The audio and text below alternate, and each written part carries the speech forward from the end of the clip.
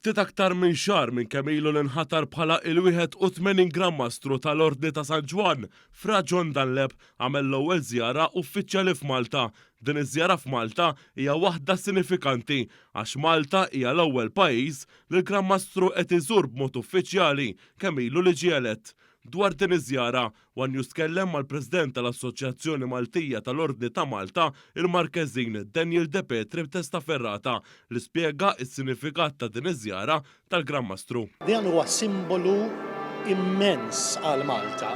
Il-fatt li l-Grammastru tal-Ordni ta' Malta għażel li jżur l-ewwel post uffiċjalment propju il-Gżejjer ta' Malta u Għawdex għalina hija ħaġa importantissima.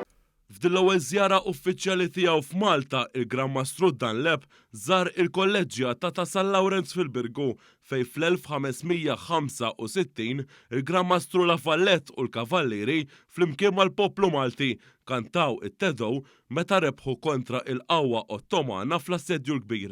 Il-belt tal-Birgu li fit-tarf tagħha hemm il-Forti Sant'Angelo kienet il-belt li fiha għexu il-Kavallieri ta' San Ġwan fl-ewwel żmien tagħhom wara li ġew f'Malta fl-1530 taħt it-tmexxija tal-Grammastru Lil Adam baqgħu ibbażati hemmhekk sakemm inbniet il-Belt Valletta wara l-assedju. Dan huwa post ta' storja immensa, kemm aħna onorati li qegħdin hawnhekk, kemm aħna grati tal-fatt illi il-Belt tal-Birgu u n-nies tal-Birgu laqgħuna b'idejhom miftuħin propju biex jilqgħu l-Grammastru fostna.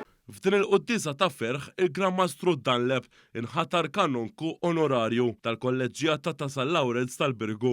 Preżenti għal din il-quddisa kien hemm numru kbir ta' membri tal-Ordni ta' San Ġwan li spikkaw bl-ilbies tal-Kavallieri bis-salib bit bil-porot attedda wkoll is-Sindku tal-Birgu Joe Boxall.